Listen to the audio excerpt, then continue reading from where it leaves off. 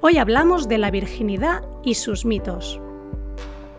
Al igual que otras chicas europeas de un país católico, crecí con una idea muy concreta de cómo era el sexo.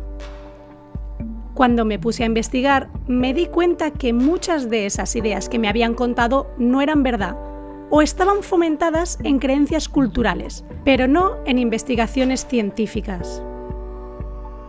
No estamos hablando de un malentendido anatómico. Son creencias que han afectado a millones de mujeres porque tienen un significado cultural. Son una herramienta de control sobre el cuerpo de la mujer. Así que es el momento de arrojar luz sobre una parte importante del sexo. Vamos a hablar del mito de la virginidad. Actualmente, en pleno siglo XXI, la castidad de la mujer sigue teniendo demasiado valor en algunas culturas de diferentes países. Incluso, en algunas, representa el honor de una familia entera. Lo hemos visto, rituales en los que se muestran pañuelos blancos con restos de sangre y que se exhiben como si fueran un trofeo. La única manera que parece que existe para demostrar que una mujer es virgen es tener un himen intacto. ¿Es que la palabra de una chica no es suficiente? Al hombre, en cambio, no se le pide nada. Pero ese es otro tema. El himen intacto parece asegurar que la mujer no está embarazada ni tiene una enfermedad venérea. Se usa el miedo para el control del cuerpo femenino. Para quien no lo sepa, el himen imperforado no significa que seas virgen.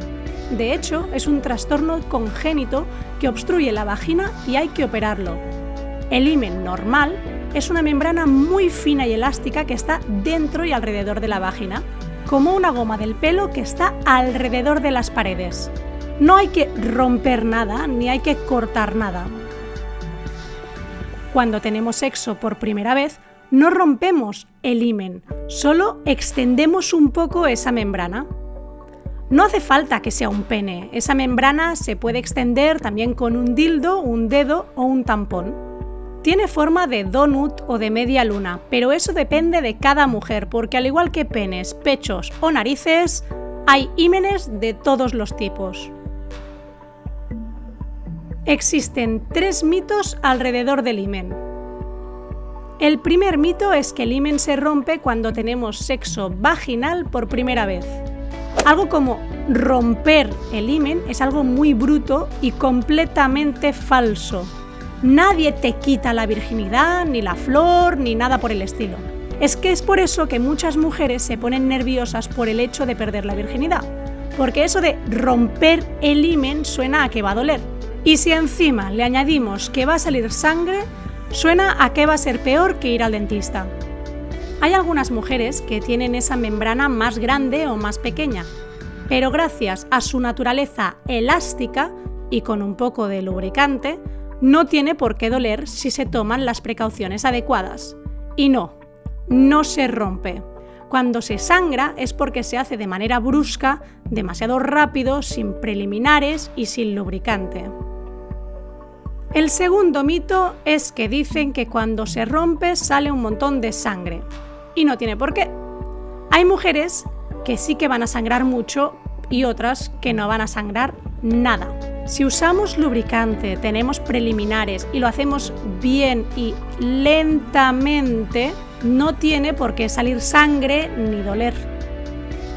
Y el tercer mito es que una vez se rompe el himen, que ya hemos visto que no se rompe nada, desaparece. Pues no. Durante toda nuestra vida el himen va a estar ahí y no lo vamos a perder. Se queda ahí, no se cae ni se pare como si fuera una placenta. Realmente, la virginidad es una cualidad de cada individuo, hombre o mujer, que puede cambiar a través de su decisión libre. Es importante esto de libre. La virginidad es completamente psicológica para todos. No es una cabalgata del amor en el que el hombre te coge la virginidad para siempre y recibe una medalla, y tú, que eres más adulta y más mayor, te sale un punto verde en la frente y sientes que cambias. Eso no existe.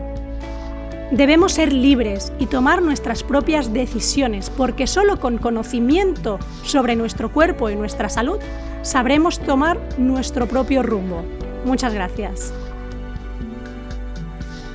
Ya sabes que puedes suscribirte al canal, darle al like y compartir el vídeo, porque cuantas más personas sepan sobre todos estos mitos, más saludable será nuestra sociedad.